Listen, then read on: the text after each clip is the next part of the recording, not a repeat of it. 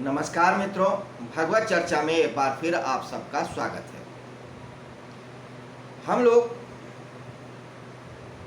9वें अध्याय पे चर्चा कर रहे हैं भगवत गीता की। इस अध्याय का नाम है राज विद्या राजगुह्य योग। वह विद्या जो सबसे गुह्य है, यानी कि सबसे ज्यादा रहस्यमय, गूढ़, जिसे कोई जान नहीं सका, वह है। और यह वो विद्या है जो सारी विद्याओं का राजा है। इस विद्या को बताते हुए कल भगवान श्री कृष्ण ने ये कहा था कि संसार में जितने भी पदार्थ हैं, जितने भी जीव हैं, सब में मैं ही स्थित हूँ, अंदर बाहर सब तरफ से। लेकिन वे सभी जीव मुझ में स्थित नहीं है और ना मैं उनमें। मेरी स्वतंत्र सत्ता है और उनकी स्वतंत्र सत्ता है, लेकिन उनका निर्माण मैं करता हूं, पालन मैं करता हूं, संहार करता हूं। शब्दार्थ यही है कि अगर हम चाहे कोई भी पदार्थ हो, जीव हो, जंतु हो, उसको अगर हम काटें, पीटें, छानबीन करें तो हमें वो परमात्म तत्व नहीं मिलेगा। लेकिन उस परमात्म तत्व के बिना उस तत्व की कोई जगह ही नहीं होगा, उसका कोई अस्तित्व ही नहीं होगा। वह संसार में कहीं अपना स्थान ही नहीं बना पाएगा, वह होगा ही नहीं। तो ईश्वर अलग है, सृष्टि अलग है, लेकिन बिना सृष्टिकर्ता के सृष्टि नहीं है। अर्थ यही है। अब इसी बात को अगले श्लोक में थोड़ा और स्पष्ट कर रहे हैं, एक उदाहरण देकर के। उदाहरण क्या दे रहे हैं, आइए देखते हैं। कहते हैं कि यथाकाश स्थितो नित्यम वायु सर्वत्रगो महान तथा सर्वाणि भूतानि मत स्थान्युक्त धारय। यथाकाश स्थितो नित्यम वायु सर्वत्रगो महान, जैसे सब जगह विचरने वाली महान वायु नित्य ही आकाश में स्थित रहती है, ऐसे ही संपूर्ण प्राणी मुझ में ही स्थित रहते हैं, ऐसा तुम मान लो। बहुत सिंपल और शाश्वत उदाहरण दे रहे हैं। ऐसा उदाहरण कि जो हमेशा और हर जगह काम में आएगा। भगवत गीता की एक खास बात ये भी है, इसमें जो भी उदाहरण या दृष्टांत दिए गए हैं, वो दृष्टांत हर देश काल और परिस्थिति में सुलभ होंगे और समझ में आने वाले होंगे। तो जब तक जीव जगत जंतु है तब तक वायु तो रहेगी, क्योंकि बिना वायु के, बिना आकाश के इनकी स्थिति ही नहीं होगी। आकाश नहीं रहेगा तो ये वस्तुएं कहाँ रहेंगी, कहाँ टिकेंगी? और अगर वायु नहीं होगी तो ये जीवन कैसे चलेगा? तो इन दोनों उदाहरणों से ईश्वर अपनी बात को स्पष्ट कर रहे हैं।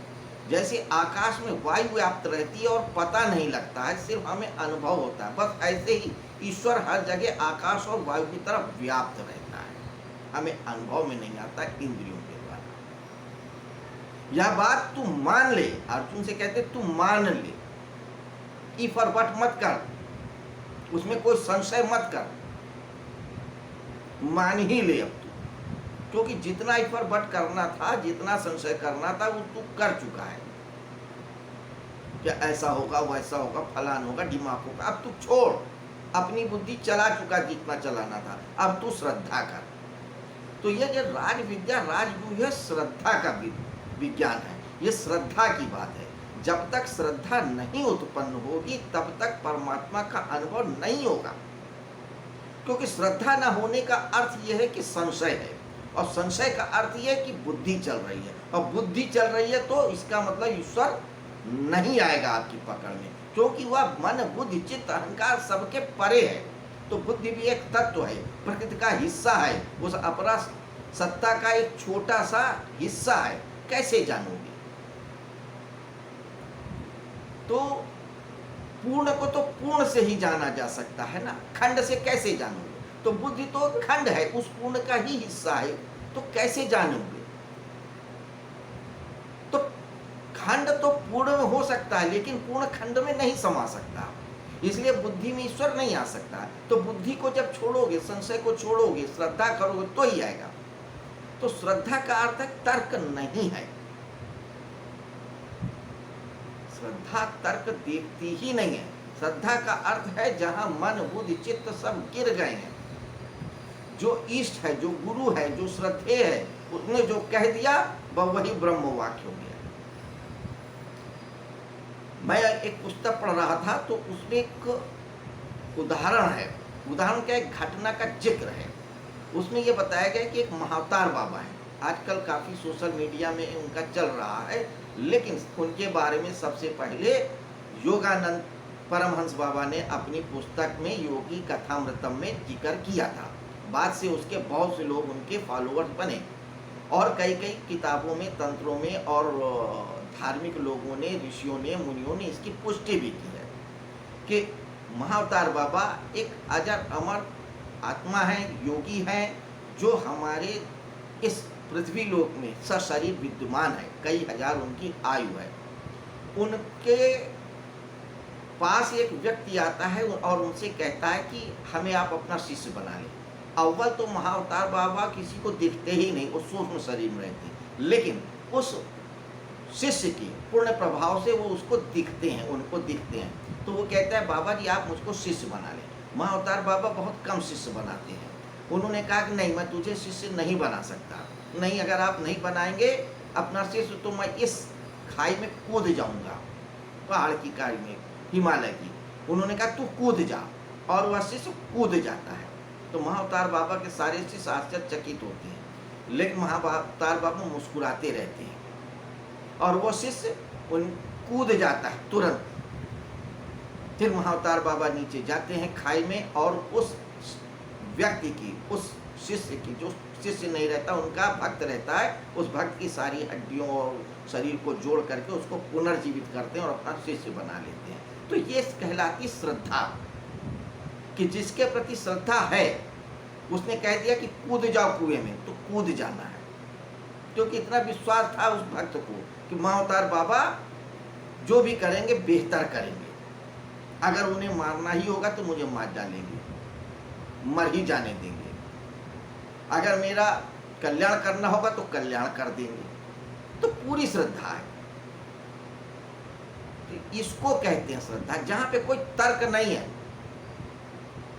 हमारे यहाँ जो भी श्रद्धा करते हैं वो आधा अधूरा, हाफ हार्टेड करते हैं, उसे श्रद्धा नहीं, उसे चालाकी बोलते हैं। अगर जिसके ऊपर श्रद्धा करते हो वो कह दे कि नहीं ठीक है, एक काम करो, तुम अभी अपना सारा धन दौलत सब कुछ मेरे हवाले कर दो, तुरंत आपका मन संकित हो जाए। अरे मैं तो इसको बड़ा महात्मा समझता था, ये तो धन का पुजारी निकला, मेरा धन मांग रहा है, मेरा पैसा मांग रहा है। ये क्या मतलब है?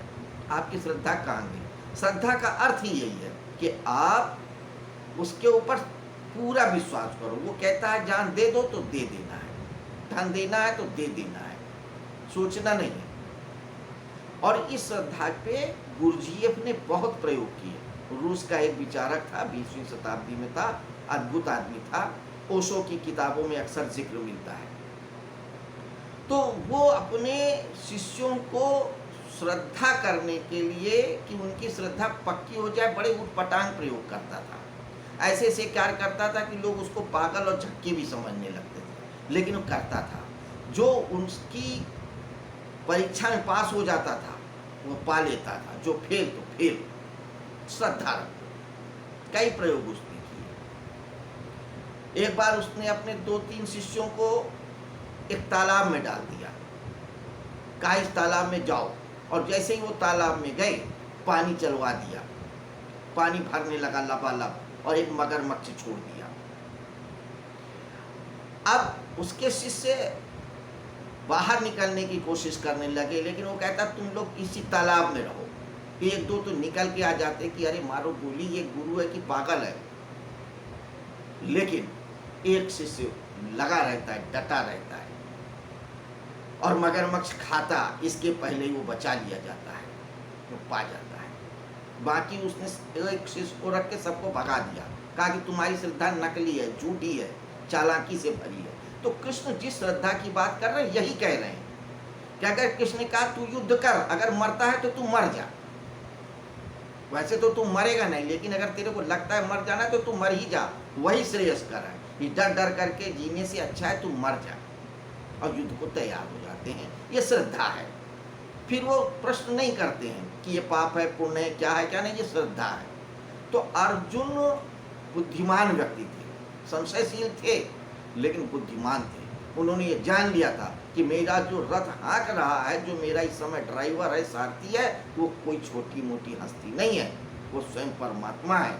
वो मेरे सखा हो सकते हैं, मेरे साले हो सकते हैं, मेरे सहोदर हो सकते हैं, मेरे रिश्तेदार हो सकते हैं, मेरे सारथी हो सकते हैं, लेकिन इसके अलावा वो सारे संसार के भी सारथी हैं। इसलिए वो पूरी श्रद्धा कर लेते हैं।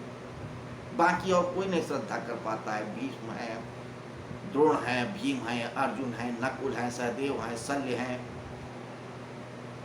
कृपाचार्य है, द्रोणाचार्य, कोई नहीं, सिर्फ अर्जुन ही श्रद्धा कर पाता है। पात्र था, सुपात्र था, और अर्जुन पा लेता है। श्रद्धा उनकी भी थी।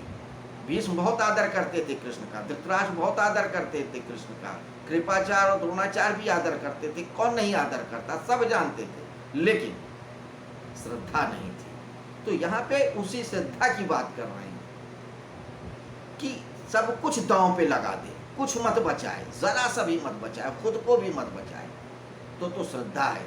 बाकी समझ लो मन की चालाकी है, व्यवसाय है, खुद को धोखा देना। ईश्वर को क्या धोखा दोगे, खुद को ही धोखा दोगे। तो श्रद्धा का विषय है राज विद्या, राजगुई। और जब श्रद्धा कर लेता है व्यक्ति, वो पा जाता है। और ये सोचो कि वो ईश्वर दिखेगा, क्योंकि वो सब जगह व्याप्त है, ऐसा कह रहे हैं, तो भूल में मत रहो। किस रूप में अनुभव होगा, कैसे अनुभव होगा, कहाँ अनुभव होगा, कब अनुभव होगा, अनुभव होगा भी कि नहीं अनुभव, कुछ नहीं सोचना, सब कुछ छोड़ देना है। और जैसे ही छोड़ दोगे वैसे ही पा जाओगे। तो खैर ये थी 5वें श्लोक पे, 6ठे श्लोक पे एक छोटी सी वार्ता। कल हम 7वें श्लोक पे चर्चा करेंगे। तो कल तक के लिए आपसे क्षमा चाहते हैं, आज्ञा चाहते हैं। कल फिर मिलेंगे। नमस्कार।